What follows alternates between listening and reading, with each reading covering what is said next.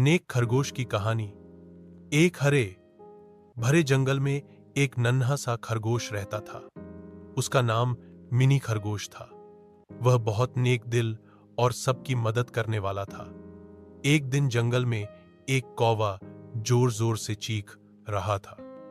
खरगोश ने पूछा, क्या हुआ दोस्त? कौवा बोला, मेरा पर जख्मी हो गया है, मैं उड़ नहीं पा रहा। मनी खरगोश तुरंत दौड़ा गया, नरम घास लेकर आया और कौवा के पर बांध दिया।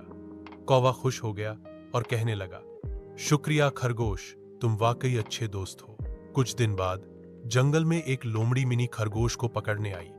वह भाग रहा था मगर लोमड़ी करीब पहुंच गई। इतने में वही कौवा अपने दोस्तों के साथ आया और जोर जोर से शोर मचाने लगा।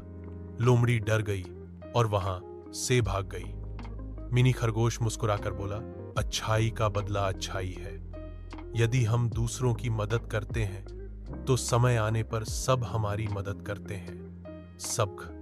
हमें हमेशा दूसरों की मदद करनी चाहिए, क्योंकि अच्छाई कभी बर्बाद नहीं जाती।